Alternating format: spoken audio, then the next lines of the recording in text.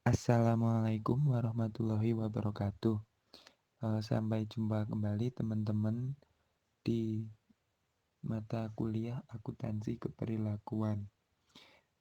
Saat ini kita sampai di pertemuan keempat. Di pertemuan ini kita akan membahas tentang pembuatan keputusan. Sebelumnya, perkenalkan kami dari kelompok 11 yang beranggotakan saya Febri Setiawan NPM 1910104138, Alvin Saputra Nur Iswara 1910104090, dan yang terakhir Salma Arjuan Yumna Firmansyah NPM 1910104030. Silakan menyimak presentasi dari kami. Yang pertama-tama, kita akan bicara tentang deskripsi dari pembuatan keputusan. Jadi secara garis besar itu pembuatan keputusan yaitu sebuah proses atau tahap dalam melakukan penilaian untuk menjatuhkan pilihan kita.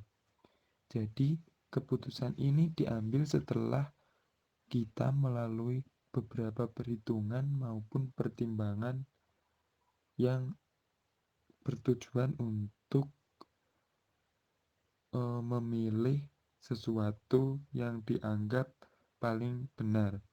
Jadi, pembuatan keputusan ini merupakan sebuah proses yang mengkombinasikan pendekatan yang rasional dan judgmental yang prosesnya tidak dapat diformulasikan secara lengkap. Nah, jadi untuk deskripsi dari pembuatan keputusan itu kita sudah tahu. Ringkasannya seperti ini. Pembuatan keputusan itu merupakan sebuah penilaian dari perhitungan dan pertimbangan kita guna menjatuhkan pilihan yang tepat. Yang selanjutnya, tahap-tahap pembuatan keputusan. Jadi di sini yang namanya tahap-tahap pembuatan keputusan ya alangkah baiknya harus berurutan. Jadi untuk tahap-tahap dari pembuatan keputusan ini itu menurut kelompok kami ada 8 tahap. Yang pertama, tahap mendefinisikan masalah. Jadi sebelum kita melakukan pemecahan masalah, kita alangkah baiknya mendefinisikan masalah yang akan kita putuskan. Yang kedua, tahap menentukan syarat penyelesaian masalah. Di tahap ini, kayak kita itu harus mencari syarat apa sih yang harus kita penuhi dalam penyelesaian masalah ini. Tahap yang ketiga, menetapkan tujuan penyelesaian masalah. Nah, di tahap ini kita udah harus berpikir kalau masalah yang kita pecahkan itu tujuannya apa sih? Gunanya itu apa?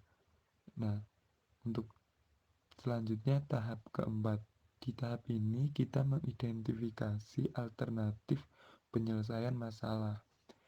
Di sini kita sudah melakukan pertimbangan sehingga kita bisa untuk mengidentifikasi bagaimana alternatif penyelesaian masalahnya ini.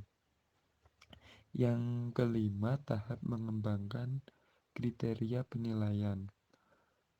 Yang keenam, tahap memilih cara pembuatan keputusan. Nah, di sini itu hampir sama di tahap keempat. Jadi kita melakukan atau memilih cara dalam mengambil keputusan. Yang ketujuh, tahap menerapkan cara untuk menentukan kriteria terbaik. Yang kedelapan, tahap mengambil keputusan atas penyelesaian masalah. Nah, di tahap delapan ini ya, finali kita dalam pengambilan keputusan. Jadi, di sini kita akan menemukan sebuah hasil atau sebuah keputusan dari pemecahan masalah-masalah dari tahap-tahap sebelumnya. Nah, untuk tingkat-tingkat keputusan. Jadi di sini Law pada tahun 1977 memaparkan bahwa ada 4 tingkat keputusan, yaitu yang pertama automatic decisions, yang kedua expected information decision, yang ketiga factor weighting decisions, yang keempat dual uncertainty decisions.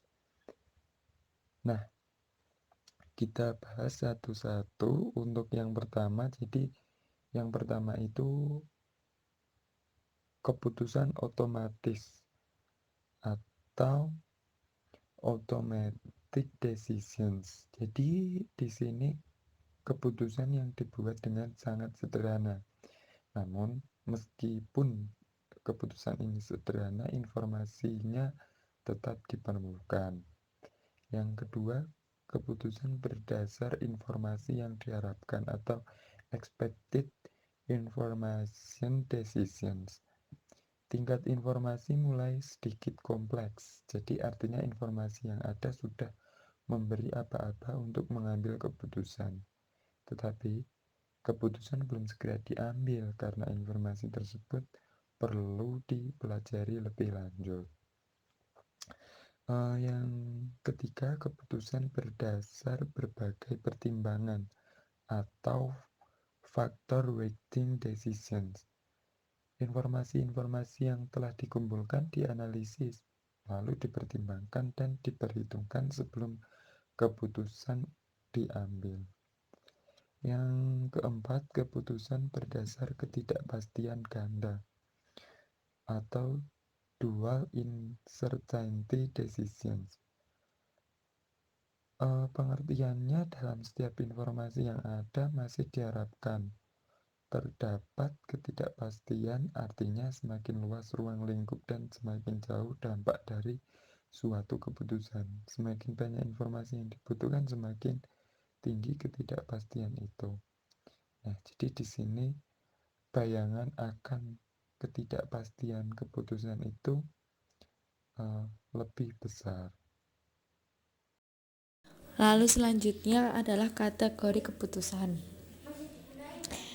Ditinjau dari sudut perolehan informasi dan cara memproses informasi, keputusan dibagi 4 kategori menurut NUT 1989.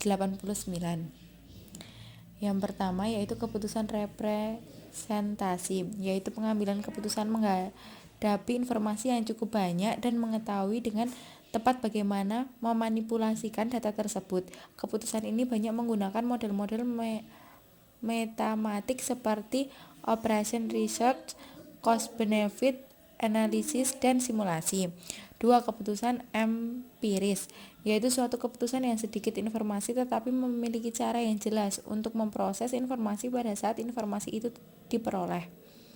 3. Keputusan informasi, yaitu suatu situasi yang banyak informasi tetapi meliputi kontroversi tentang bagaimana memproses informasi tersebut.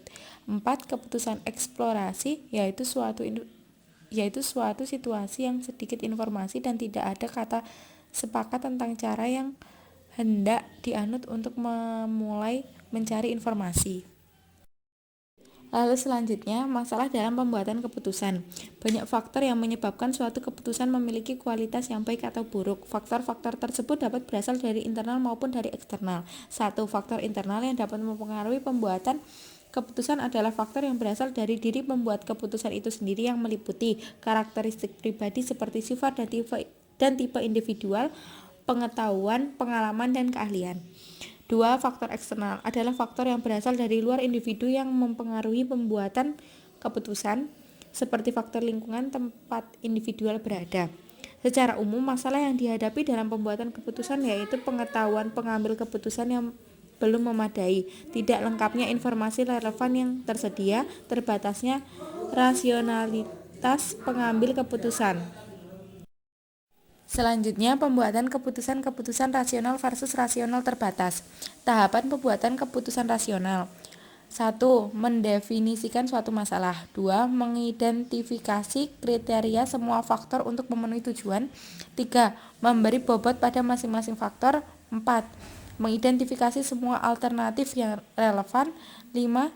Merating alternatif pada setiap faktor yang relevan. 6. Memilih alternatif optimal. Kerangka bounded rationality memandang bahwa individual memiliki keterbatasan antara lain 1. Keterbatasan pengetahuan untuk mengidentifikasi masalah termasuk juga mengidentifikasi kriteria yang relevan. 2. Adanya keterbatasan waktu dan biaya. 3. Keterbatasan dalam mengingat informasi. 4. Keterbatasan kecerdasan dan persepsi. Kemudian saya akan menjelaskan mengenai heuristik. Heuristik adalah suatu strategi adaptif yang digunakan manusia untuk mengatasi keterbatasan dalam kapasitas pemrosesan informasi. Kahneman dan Tversky juga mengatakan bahwa heuristik adalah proses pengambilan keputusan atau judgement yang didasarkan atas rule of thumb tertentu.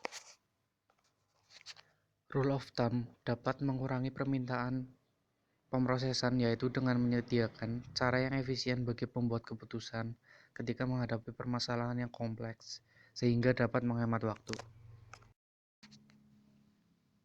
Jenis-jenis heuristik. Yang pertama yaitu heuristik ketersediaan atau the availability heuristic. Keunggulannya yaitu bermanfaat bagi strategi pembuatan keputusan manajerial, dan kelemahannya ketersediaan informasi dipengaruhi oleh banyak faktor yang tidak berkaitan dengan frekuensi objektif dari suatu peristiwa. Yang kedua, heuristik kemiripan atau representativeness heuristic. Keunggulannya, good first cut approximation, yaitu suatu perkiraan yang terbaik. Kelemahannya yaitu mengarahkan seseorang pada perilaku irasional dan buruk secara moral, seperti diskriminasi. Kemudian yang terakhir, nilai awal dari penyesuaian atau anchoring and adjustment. Keunggulannya yaitu nilai awal dapat diperoleh dari informasi sebelumnya atau informasi tahun lalu, dan kelemahannya, perbedaan nilai awal dapat menyebabkan keputusan yang berbeda untuk masalah yang sama. Bias kognitif dari heuristik. Bias kognitif merupakan suatu situasi ketika seseorang tidak secara tepat menerapkan heuristik dalam membuat keputusan. Beberapa bias kognitif sebagai akibat ketidaktepatan penerapan heuristik diantaranya yaitu: yang pertama, bias heuristik ketersediaan. Contohnya, historical, retrievability, presumed association. Kemudian yang kedua, bias heuristik keterwakilan. Contohnya, mengabaikan tarif dasar, mengabaikan ukuran sampel, kesalahpahaman terhadap kesempatan, regression to the mean, the conjunction fallacy. Kemudian yang ketiga yaitu bias heuristik awal dari penyesuaian. Contohnya, insufficient anchor adjustment, conjunctive and disconjunctive event bias, dan terlalu percaya diri. Kemudian yang terakhir yaitu bias heuristik lain. Contohnya, terperangkap konfirmasi, hindsight and curse of knowledge. Strategi peningkatan pembuatan keputusan menurut Basserman. Yang pertama yaitu memperoleh pengalaman dan keahlian, atau acquiring experience and expertise. Pengalaman atau experience adalah peristiwa yang pernah dialami di masa lalu. Individual akan mengoreksi judgement-nya dengan belajar dari umpan balik keputusan di masa lalu. Banyak orang mempercayai bahwa manusia belajar banyak hal dari pengalaman hidupnya. Namun dalam fenomena bias judgement masih belum dapat dibuktikan secara jelas. Kemudian yang kedua yaitu pengurang biasan judgement atau debiasing judgement. merupakan prosedur untuk mengurangi atau mengeliminasi bias kognitif membuat keputusan. Strategi untuk debiasing judgment dapat meliputi unfreezing, change, dan refreezing.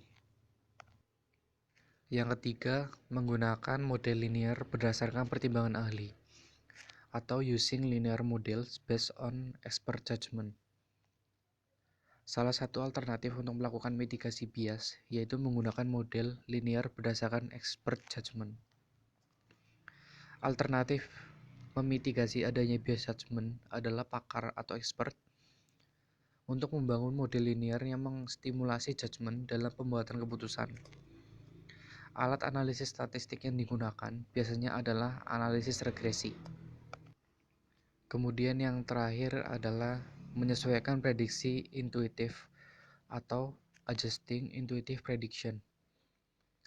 Mengatur atau mengkaji prediksi intuitif merupakan suatu kondisi atau situasi kerja manajerial yang meminta untuk mengkaji keputusan dari pihak lain, mentransformasi rekomendasi ke dalam keputusan, dan menyesuaikan keputusan yang telah dibuat sebelumnya. Kahneman dan Tversky memberikan 5 prosedur penyesuaian secara sistematif sebagai berikut. Yang pertama, memilih kelompok perbandingan. 2. Mengukur distribusi kelompok perbandingan. 3.